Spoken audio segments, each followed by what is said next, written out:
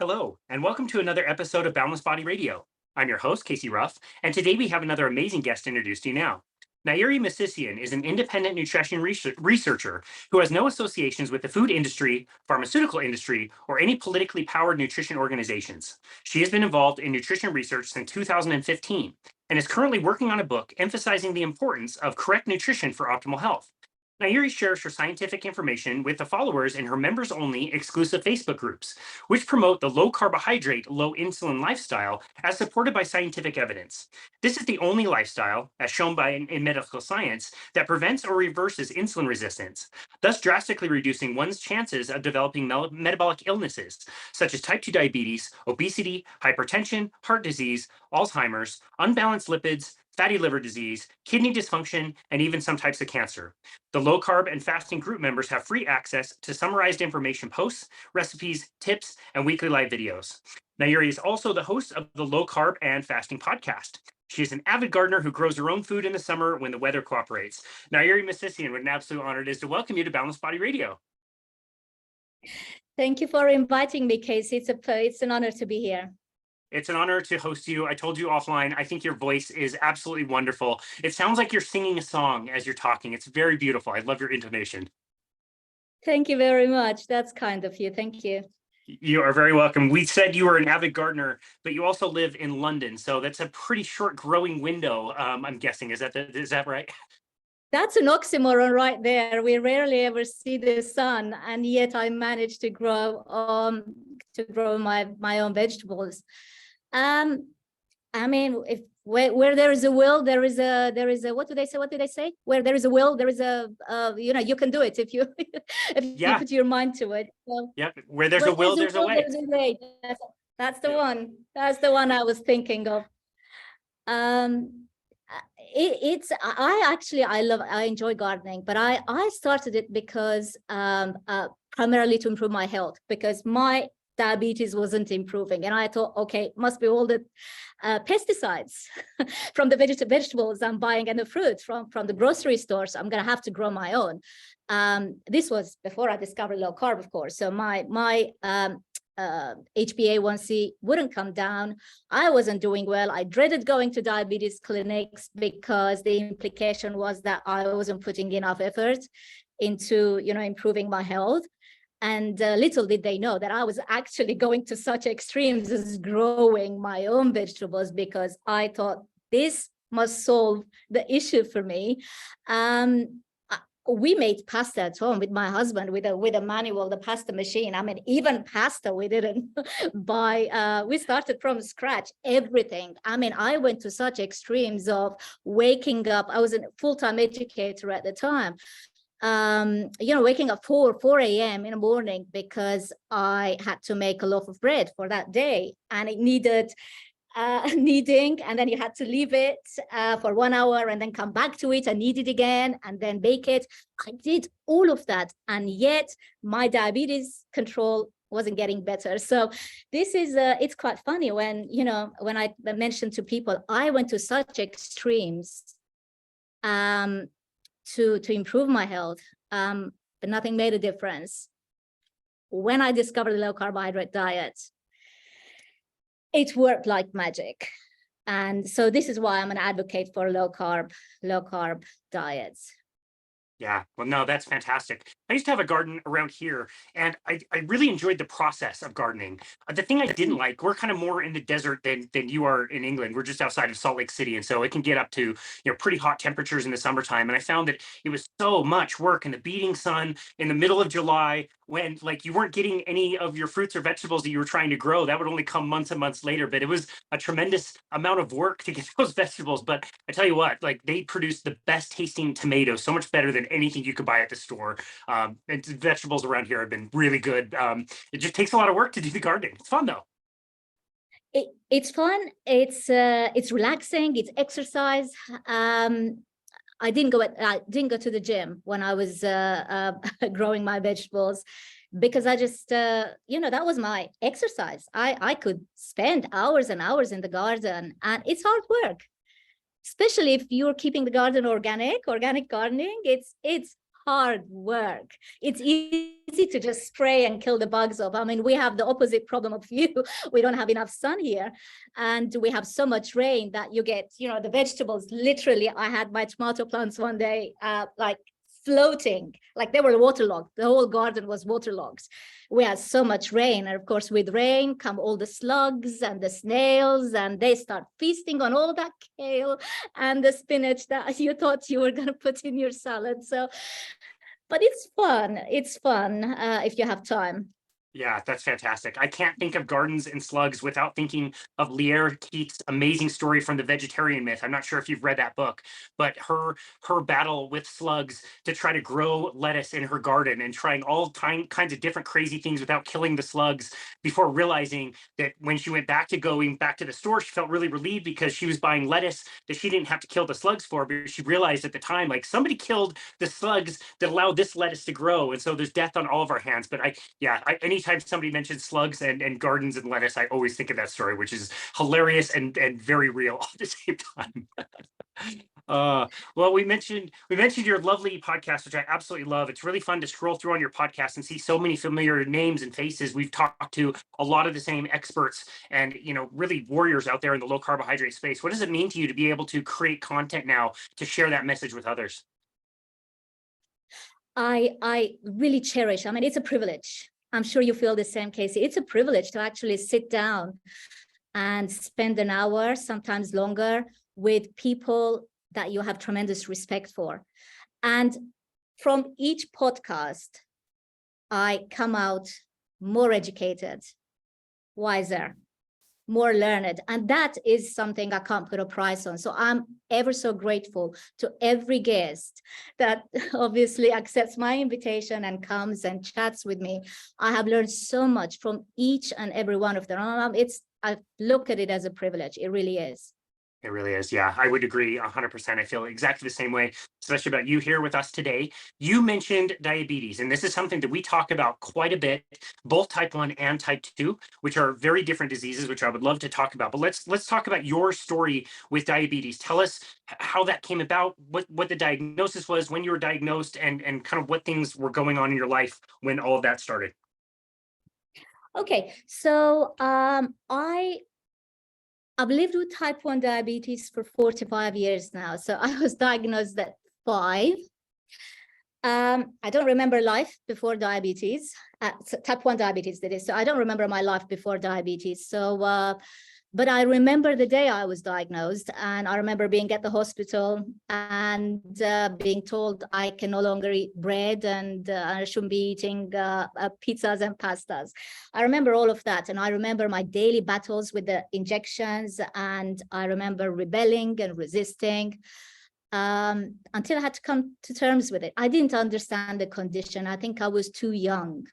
But I wasn't young enough not to remember being free and waking up in the morning and not worry about injections. So I was young, but not too young. So it wasn't easy. I think my childhood was, I rebelled. I didn't want to be diabetic. I wanted to be like all my other friends who had no worries and who were having injections.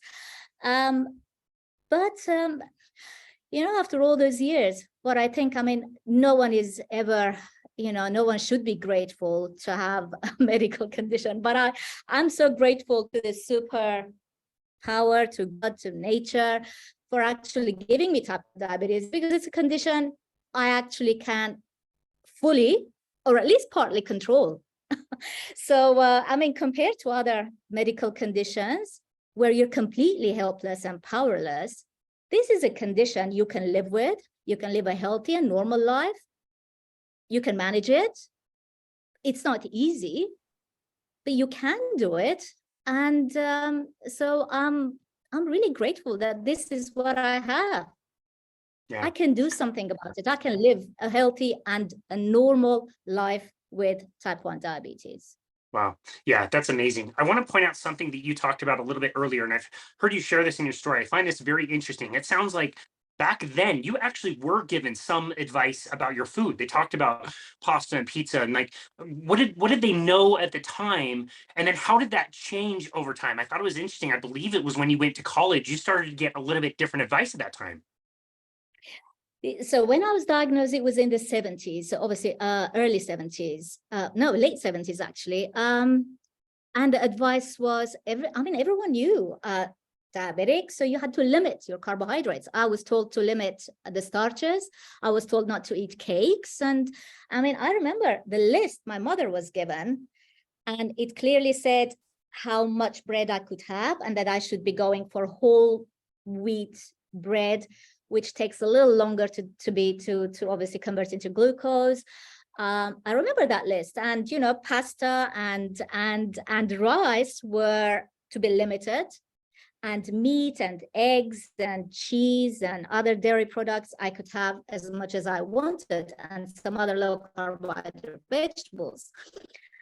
And then I've learned from Dr. Kevin, who's a diabetes specialist from the UK, when I interviewed him, and it was sort of an eye-opening revelation for me. And he said everything shifted when the rapid or quick-acting insulins came into the market, and so this would have been in the 90s, somewhere in the 90s, late 90s possibly. So the quick-acting insulins came into the market, and so the diabetes community thought, we've got this magic pill now. So we've got the perfect remedy for type 1 diabetics. Insulin doesn't need to, take about 4 or 5 hours to start having some effect on the body. It's rapid acting. It works within 20 minutes.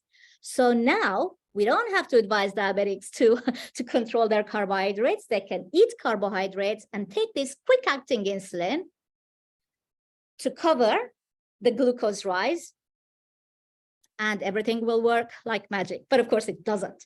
It doesn't work like magic, because you can never tell how quickly the carbohydrate you've eaten is going to convert into glucose in your body and end up in your bloodstream, obviously, as glucose. You can never tell that. I mean, your digestive system works differently every single day. So that's one sort of variable that's completely unknown. So and then you can never tell how quickly exactly. You can guess, but you can't tell. You can't know for sure how quickly the insulin you're taking will work.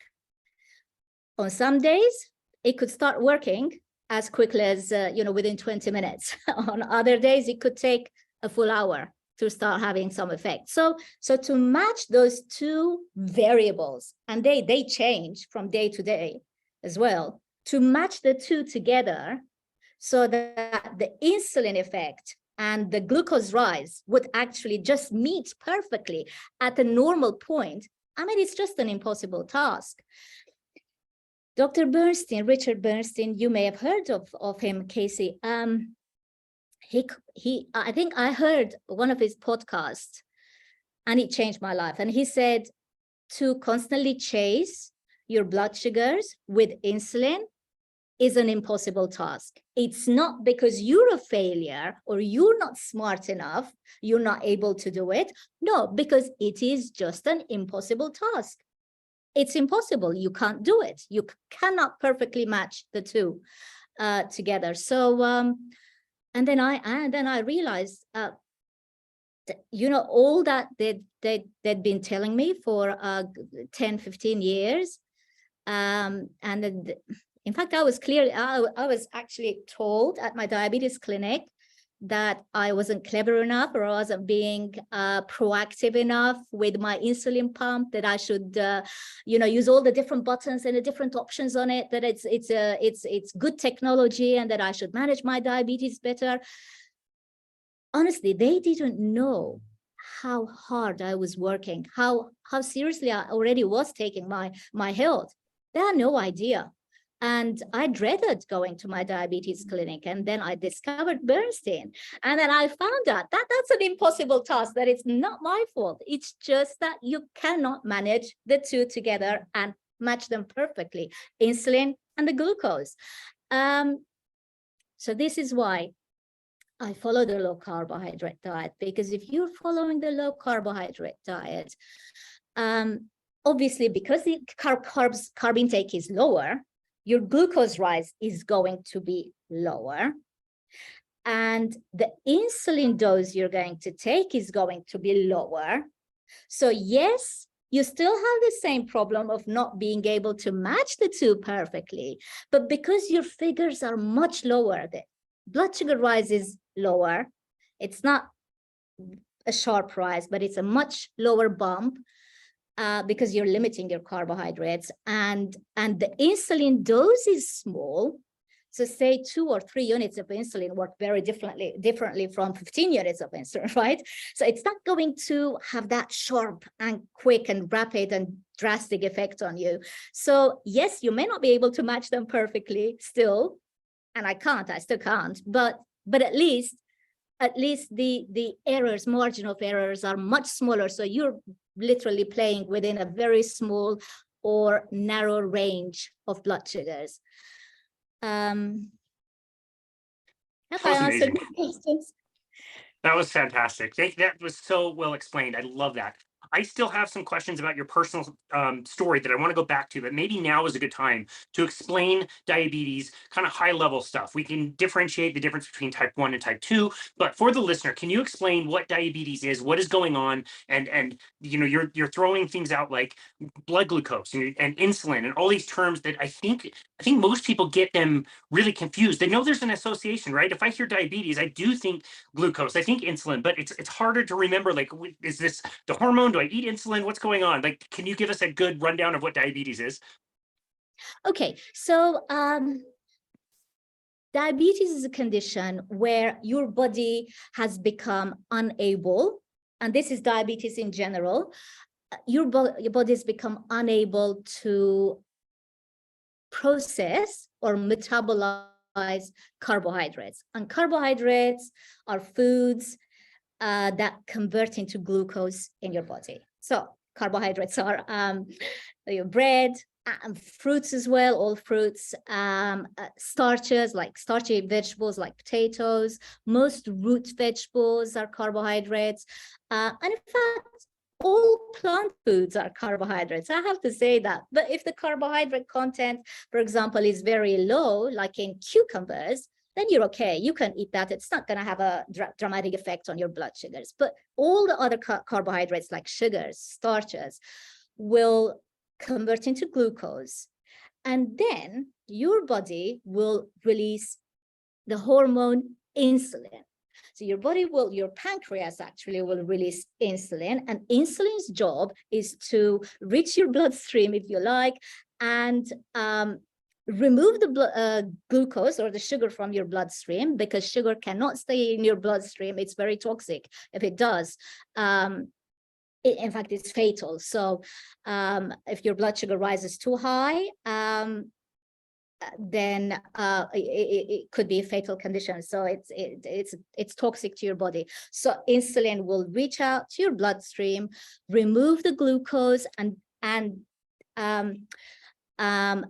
spread it around into your cells for energy, for fuel. Glucose can be used for fuel by your cells.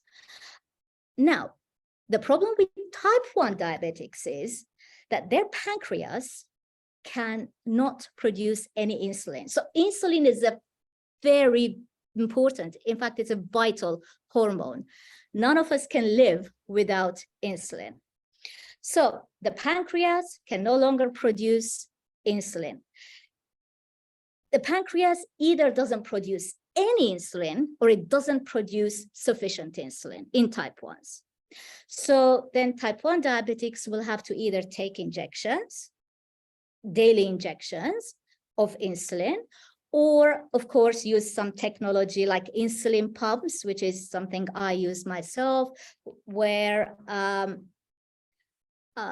well, I can talk about the pump later. But so now the question your audience might be wondering about is, why do type 1 diabetics no longer produce insulin? Well, Type 1 diabetes is an autoimmune condition. I have to emphasize that. And most people don't know that. Type 1 diabetes is an autoimmune condition where your own body damages, mistakenly obviously, damages your own pancreatic cells that produce insulin. So the cells in the pancreas that produce insulin are called beta cells. So the beta cells produce insulin. But in type 1s, for whatever reason, the immune system has actually destroyed the pancreatic cells that produce insulin, thinking that they're not good for the body. So it's an autoimmune condition. So now type 2 diabetes is not an autoimmune condition. Type 2 diabetes is a completely different condition where the pancreas produces insulin. In fact, in most cases, the pancreas produces too much insulin, but because of insulin resistance, because of years of hyperinsulinemia, or because of years of running very high on insulin, the cells in a type 2 diabetic person no longer respond to the insulin. So insulin carries the glucose and reaches out to the cells and knocks on the cell wall to tell them, hey, I brought you more glucose, but the cells are already overflowing. They're already full of glucose. They no longer respond to insulin. So what happens is that in a type 2 diabetic, then that glucose has nowhere to go. It can't go to the cells because the cells aren't responding to insulin. So it stays in the bloodstream. So their blood sugar starts rising. And then obviously, perhaps in annual check, in most cases in annual checks, people find out that they are diabetic because the sugar in their blood is too high. So because that glucose has nowhere to go. So it's a condition, type 2 diabetes is a condition of insulin resistance, where the pancreas does produce insulin, but then the cells in the body aren't responding to insulin. In some cases, of course, if that insulin resistance lasts for a long period of time, in some cases, the pancreas gets damaged. So you get pancreatic damage, in which case then the pancreas stops producing insulin too. But type 2 diabetes is a very different condition from type 1 diabetes. Type 2 diabetes is reversible. You can put it into remission by not eating carbohydrates. If you're not eating carbohydrates, then you're not going to have glucose in your body. And if your pancreas is already producing insulin, eventually your cells will start responding to the insulin. So it's a completely reversible disease in most people, in most type 2 diabetics. Type 1 diabetes, there's no cure for it, and you cannot reverse it. The only way you can manage type 1 currently is by controlling your diet, lowering your carbohydrates, and taking daily insulin injections. Gotcha. Wow, you did such a good job of explaining both of those things and telling us what they had in common, but also what separates them. So can you tell us, uncontrolled for both people, like let's go back to your diagnosis at age 5. Let's say this is 150 years ago. We don't have insulin. What is the end game of that person versus the end game of type 2 diabetes uncontrolled? What ends up unfolding to the point of morbidity, I guess? Well, uncontrolled type 1 diabetes, uncontrolled, I wouldn't say uncontrolled type 1 diabetes, untreated or type 1 diabetes without insulin. So what happened to type 1 diabetics before the discovery of insulin was that they would just wither away, literally. I mean, type 1 diabetic children, most of them were diagnosed as children. They would literally just wither away and die. Within a month or two, at most 3. They would be in bed. They would end up bedbound and die within 3 months. Quick. Very quick. So Now, type 2 diabetics, however, even 150 years ago, type 2 diabetics were treated with a low carbohydrate diet. Their diet was meat, eggs, butter, dairy. It was in medical books.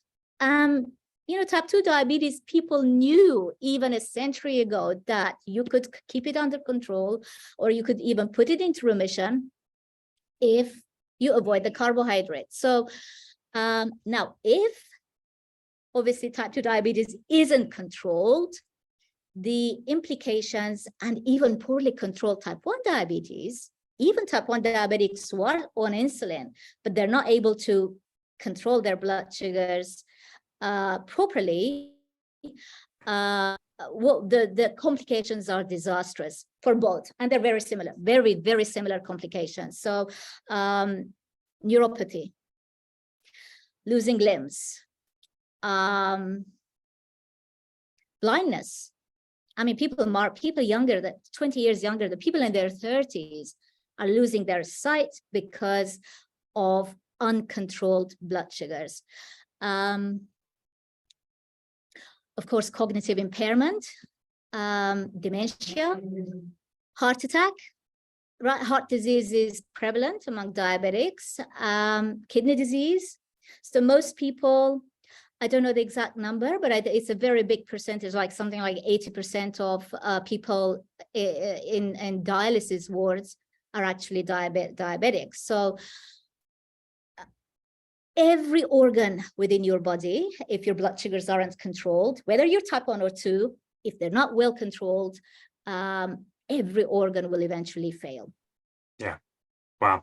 Yeah, very good explanation. So I love when I get this question. The appointment I had just before this was a first-time consultation for a couple who's asking a lot of really good questions about some of this stuff. They're wanting to become healthier. They've been getting the standard advice for what to do to be really healthy. So go on the diet, make sure you're exercising a lot and burning lots of calories. They know that, vegetables and fruits are the best thing they could possibly eat. And I'm kind of explaining things and picking things apart and trying to explain a different paradigm for them. And they asked me this question, which I love. I love getting this question. They're like, okay, well, then are carbohydrates bad? And it's like, no, carbohydrates are not bad.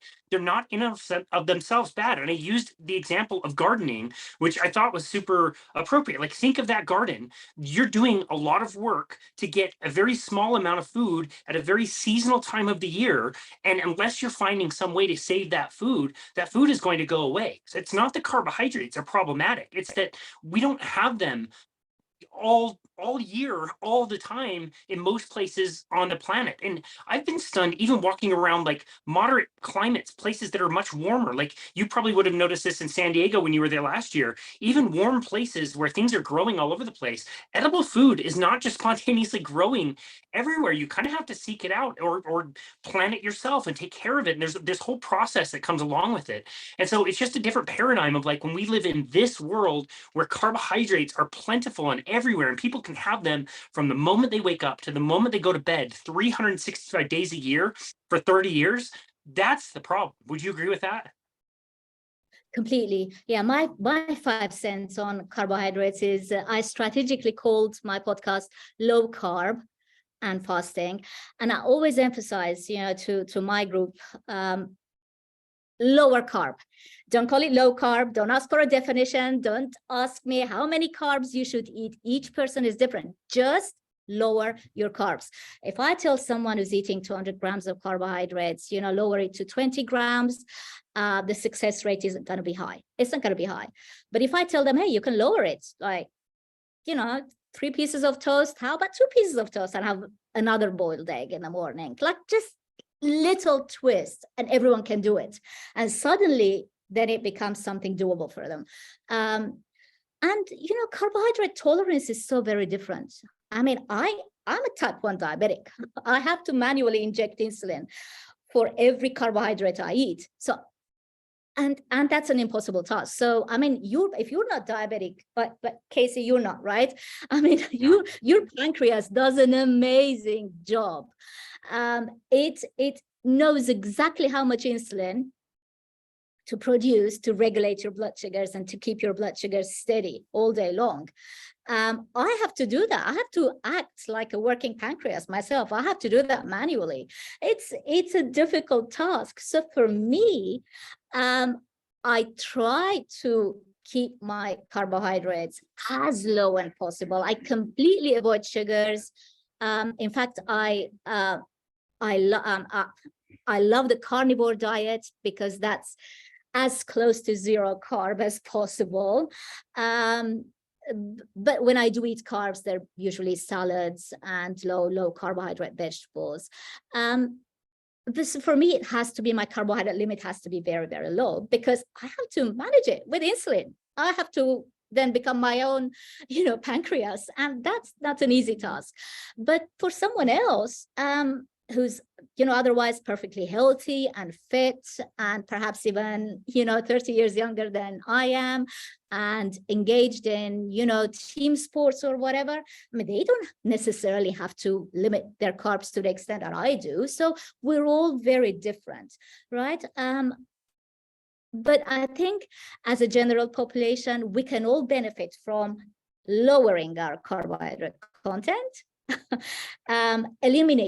completely eliminating processed carbs, and avoiding sugar. Yeah. I mean, if we can all do that, we will all benefit. Now, how low you can go when it comes to carbohydrates is, depends on your age, your health status, etc. But we can all benefit from eliminating the processed carbs, sugar, and limiting carbohydrates.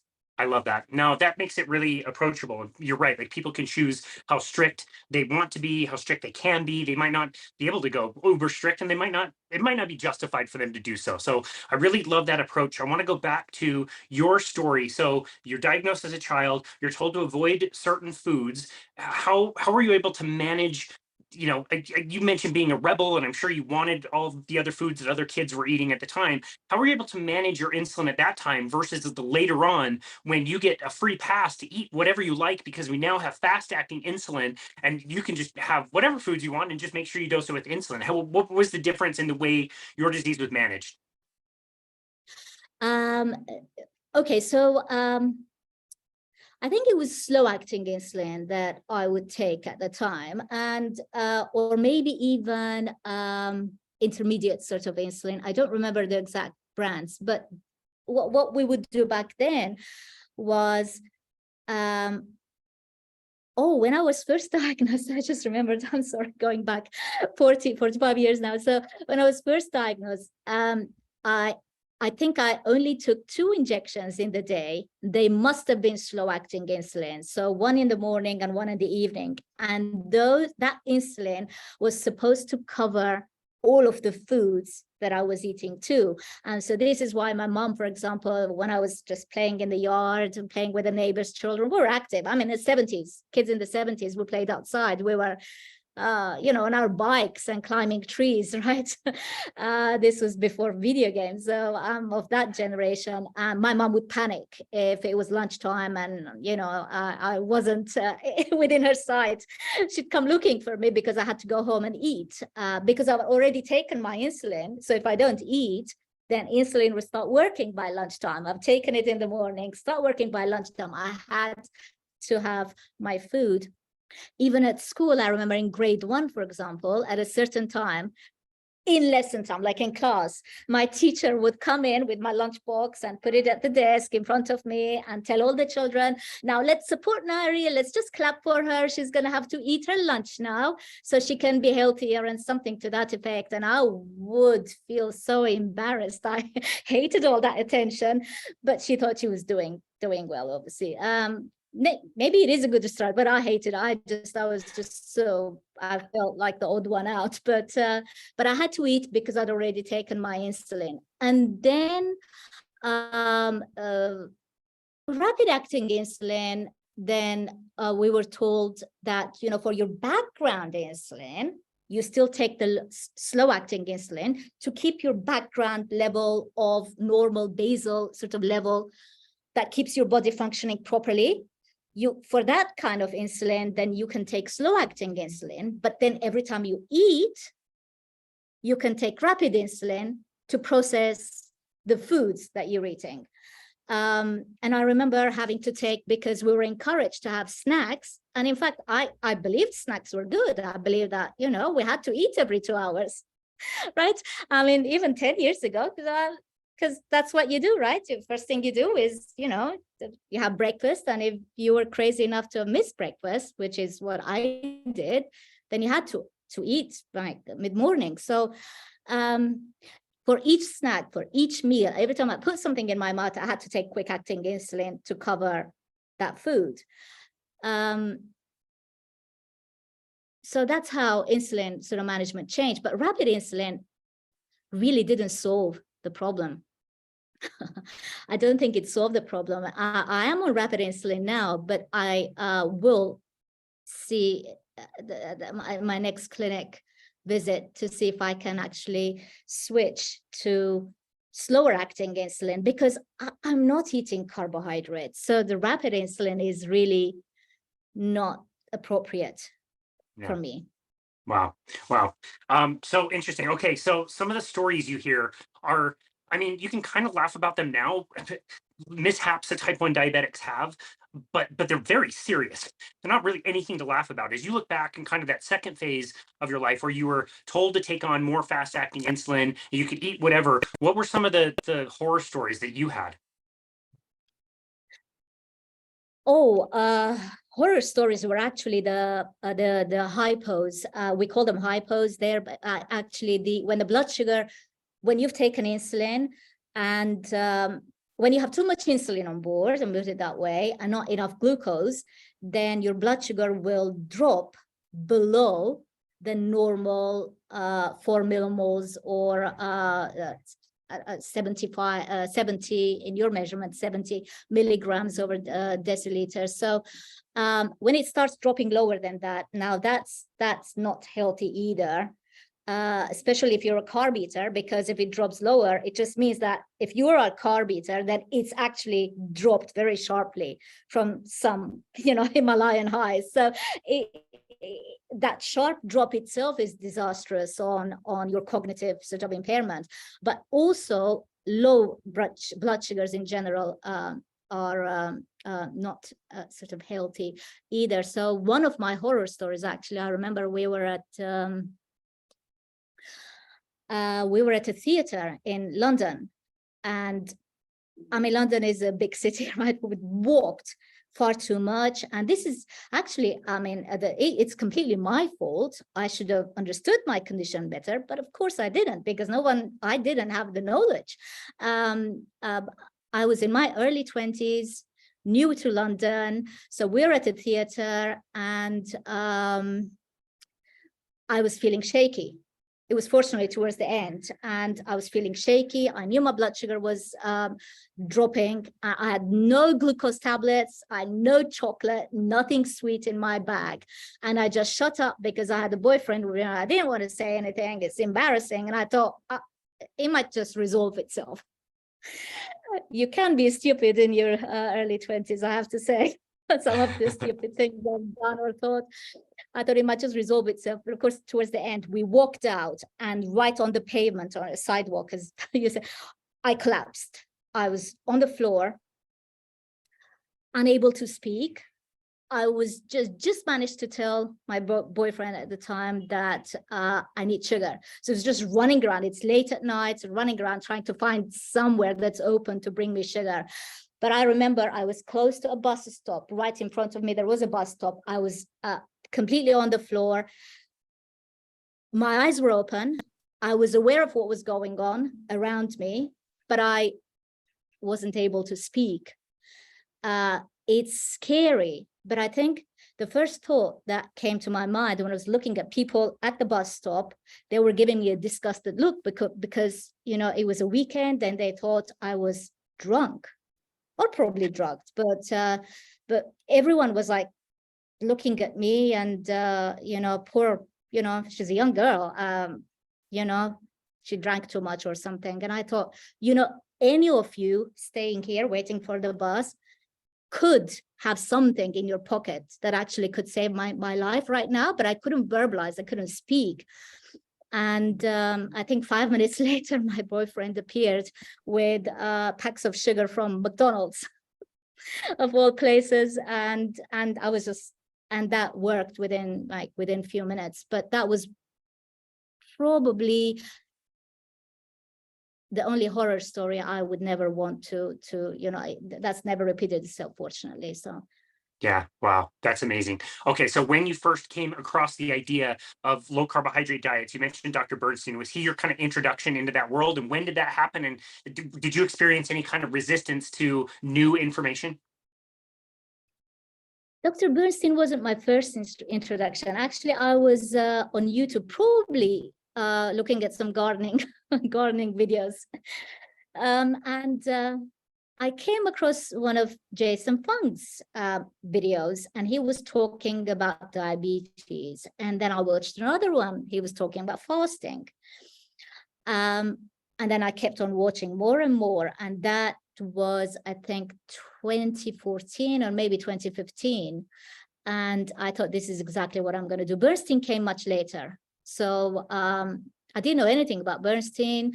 I didn't know if there were any other type 1s who were lowering their carbohydrates, because lowering carbohydrates is not such an easy task, because if you're lowering your carbohydrates, you have to change your insulin management completely. You have to lower your insulin to both types of insulin, the insulin that you have to inject to cover your foods, but also your background insulin will need to go lower too, because now you're becoming more and more insulin sensitive.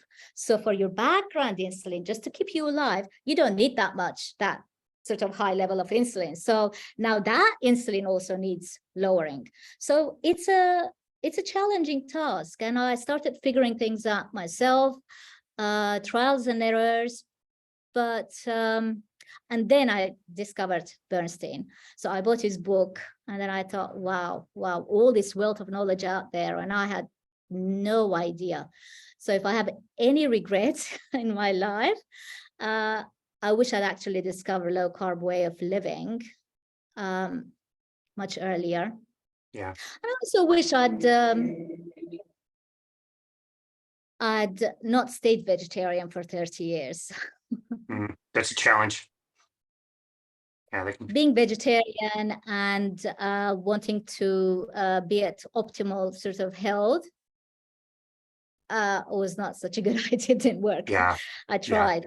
Yeah. I couldn't Yeah. have controlled my blood sugar too well on the vegetarian diet. So I wish I'd realized that. But I thought I was doing a good thing, right? I mean, this is why a lot of people turn vegan. I talk to a lot of people, and they just want to try veganism because they're fed up being sick.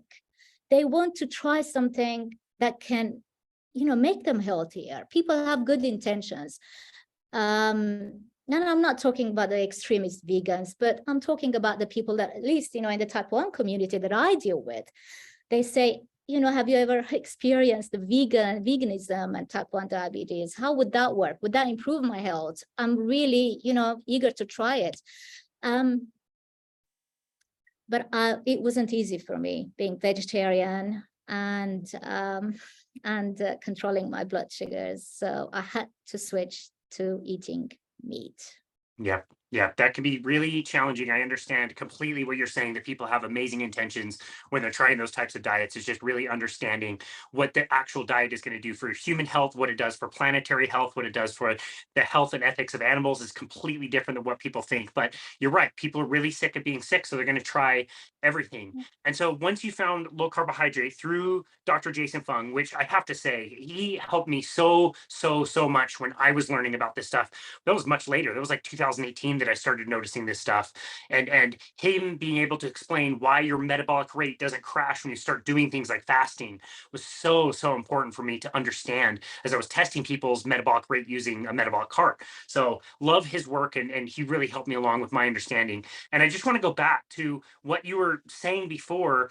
the difference between being well managed on type 1 diabetes means that you're using less carbohydrates and thus less insulin, and those two things feed off of each other. And so if we're thinking of like an area under the curve, it's way flatter. It's easier to manage those two things. It's still not perfect. It's not that easy, but it's a lot easier than when you're eating tons of carbohydrates and you're trying to guess how much insulin and you're just kind of all over the place. What would be the difference in a given day? Like a day back then, how many units of insulin would you maybe be taking? How high did your blood sugar get? How low did it swing versus something like today? What's the difference now in a typical day for the amount of insulin that you need and wherever your blood sugar numbers are?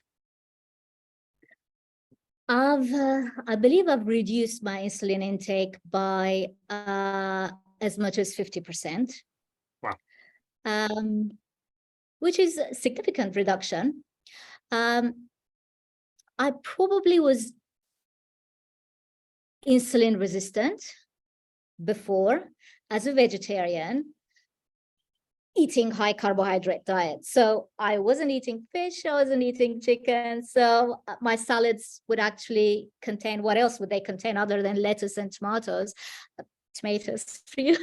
They would contain pasta, right? And I had to put grains, I had to put starches in there because you've got to eat something, right? So to compensate for not eating meat, I was eating a lot more carbohydrates because we need fuel, we need to eat something. So it made my vegetarian diet even more challenging.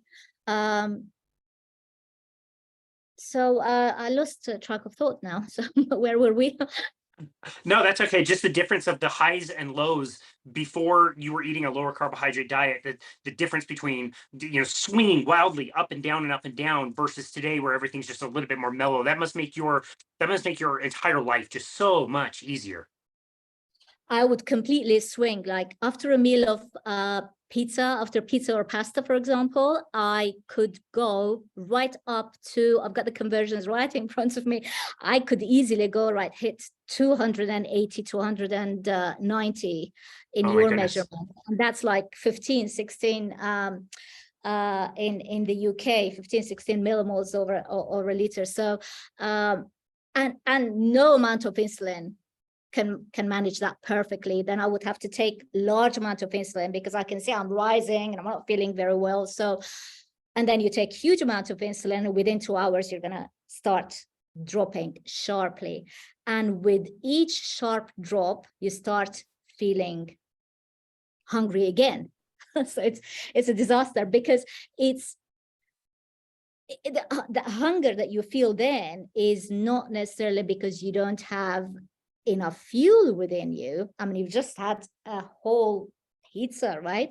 It's not because you haven't had food for days. No, it's the hunger is a feeling that you cannot control when your blood sugars are dropping sharply. So this is why high carb eaters reach out for snacks every hour or 2 hours because the blood sugar is dropping sharply, and that sharp drop raises levels of ghrelin, and ghrelin is your hunger hormone. So, and then again, before my blood sugars would go back to normal, I would reach out for something else, another piece of fruit. And so those highs and lows actually are horrible. It makes you feel sick. You can't focus, you can't concentrate. It's not a normal way of life. But if you don't know any different, you think, you put it down to age, which is what I did quite often. Oh, now I've had a baby, so maybe, it's like hormones. Oh, now I worked too hard yesterday, or maybe I'm just fatigued because I did too much gardening. You put it down to other things, or maybe it's, the lack of sunshine. Well, I mean, that could really impact on your health. But you start just blaming everything else going on in your life.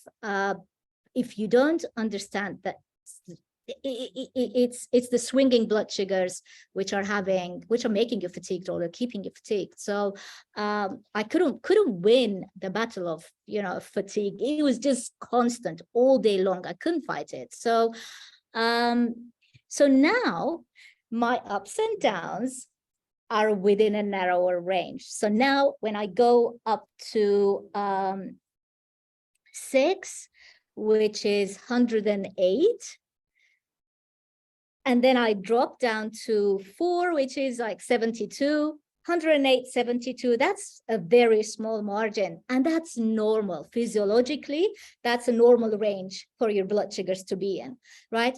No person's blood sugars are ever completely flat all day long, every single day. I mean, that wouldn't be physiologically normal. We all have highs and lows. We all have small bumps and low.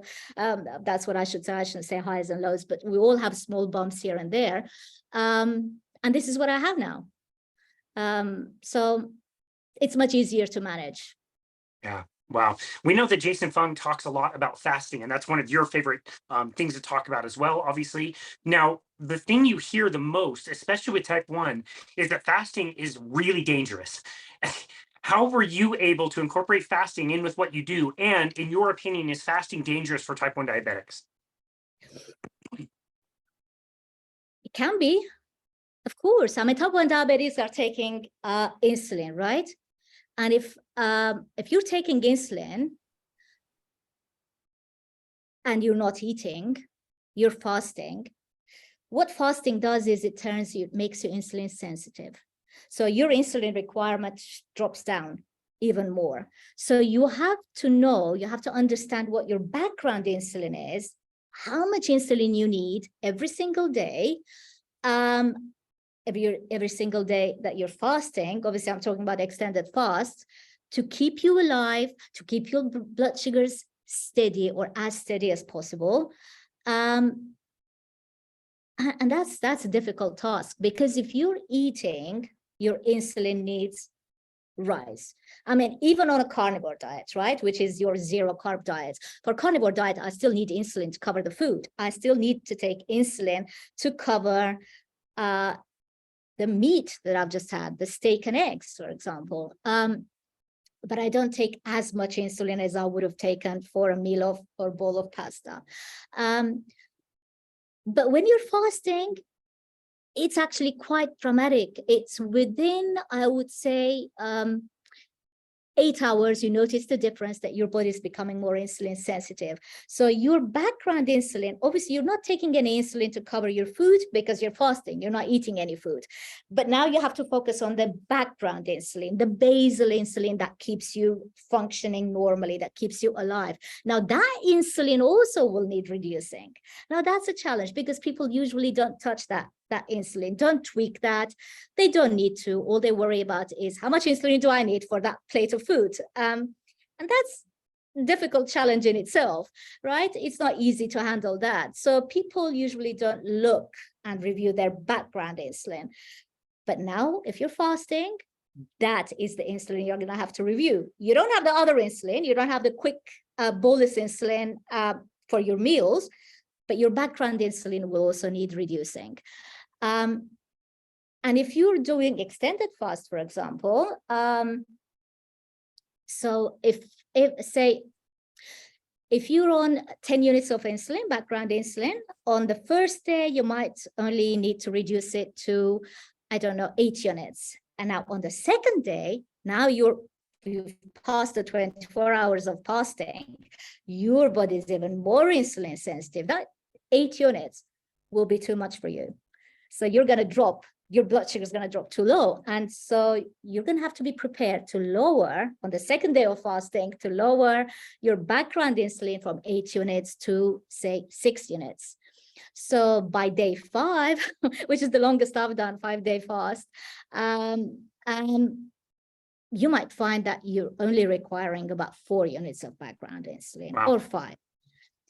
But you do need to take insulin. So it's important. Without insulin, so our aim isn't just to be on zero insulin. We need the hormone insulin.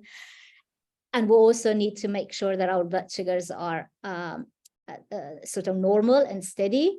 Yes, you're going to have highs, you're going to have lows, even when you're fasting, because your background insulin, at the end of the day, you're managing your background insulin. It's not your pancreas managing it. So we can't replicate a pancreas 100%. So your background insulin might still cause some rises and lows.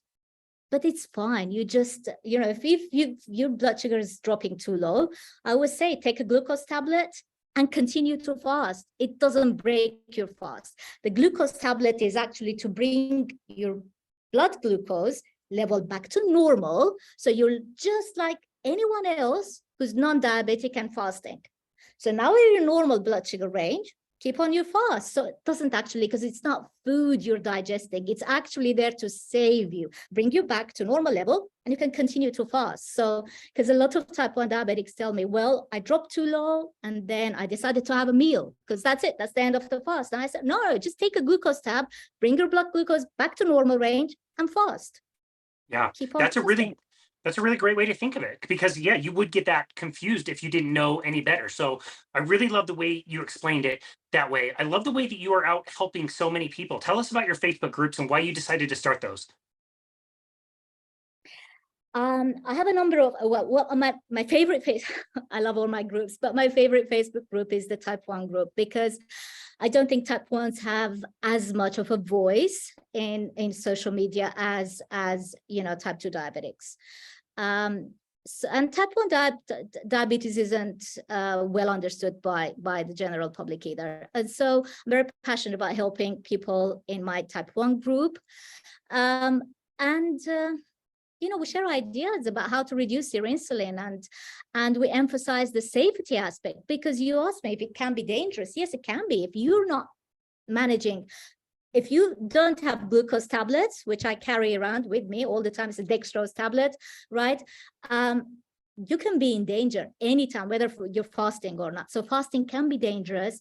If your blood sugar drops too low, you have too much insulin on board, and you don't have a treatment with you, then yes, of course, it's disastrous. You could end up like I ended up on the floor, wondering what's happening, why you can't speak. So it's actually fatal. So it's not a joke. So it's not. And also, I tell my group, Casey, everyone is passionate about fasting, but it's not a race. If someone in the group posts that they fasted for 3 days, it doesn't mean you also have to fast for 3 days. Hey, it's challenging for you, fast for 12 hours, fast for 16 hours, because you still benefit from it. Your body still becomes insulin sensitive, even after 16 or even, less, 14 hours of fasting. So it's not a race. It's not a competition. Who's on the lowest carbohydrate diet? This isn't a competition. We're not really competing against each other. We have to work together as a community. So I'm very passionate about my type 1 group. We're all on ketogenic diet, and we all do some level of fasting, be it intermittent or extended. Yeah, that sounds wonderful. It sounds like exactly the resource that you didn't have early enough that would have really, really helped you. We love the carnivore diet around here. For me personally, I truly believe that I found the last diet that I will ever be on. So I'm going to ask you that same question.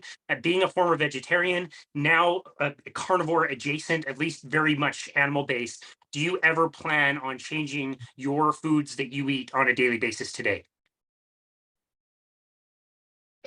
It's working for me. So unless it stops working for me, I won't consider a change. It's working for me. I love it. I love the strength, the carnivore diet, or a ketovore, I should say. Maybe that's even better, because I do include some vegetables every now and again.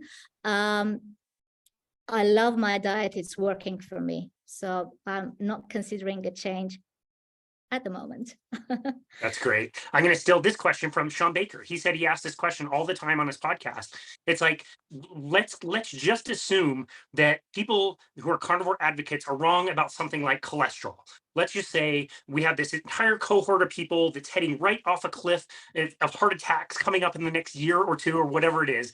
And his question to those people is, let's say we're wrong about cholesterol. Let's say we're wrong about heart disease, all these things that we think we understand really well. Would that even be enough for you to get off the carnivore diet? And he says and reports that a vast majority of people will say absolutely not. I don't care. Like if I could live the way that I was living and manage the things that I can manage like this, and say I'm wrong about heart attacks or whatever, I would still eat this way. Would that be the same answer that you would give?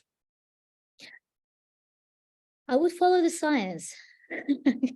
I would follow the science. So if there is scientific evidence that this way of eating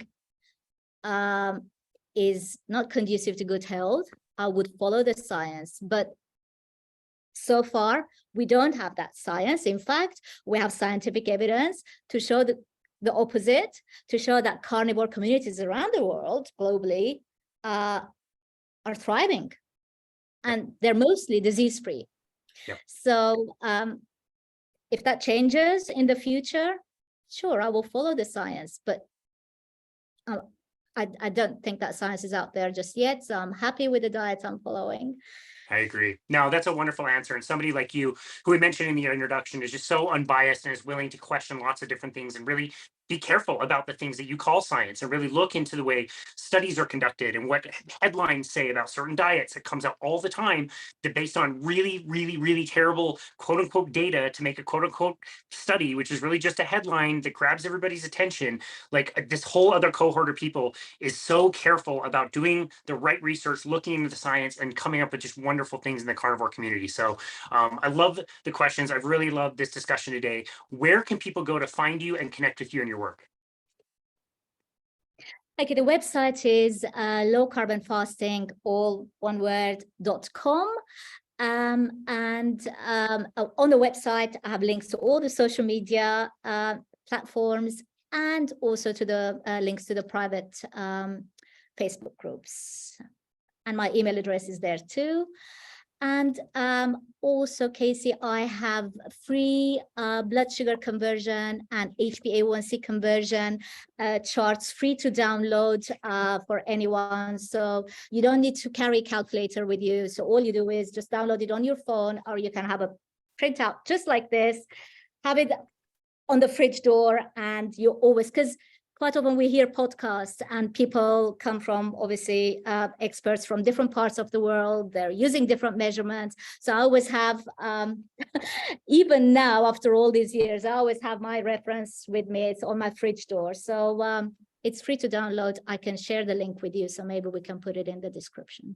Yeah, that's fantastic. We'll definitely put that in the subscription. I was actually just on your website and saw that. That is very helpful. And it's cool to see all those numbers. Nayiri, thank you so very much for everything you've done. You've gone through a lot of challenges in life and come out the other side with really good information. And I just, with you, I not only see all the research you're doing and everything that you're sharing and you know all the information you're gathering, but you're so passionate about getting this message out. It is so important. And I think, again, you have an opportunity that you never had to get the right information to the right people much earlier than you did. So thank you so very much for everything that you do. And thank you for taking time to be on our show today. We really appreciate you. Casey, I'm so grateful for the opportunity. Thank you so much for inviting me. You are very welcome. It was an honor. And this has been another episode of Boundless Body Radio.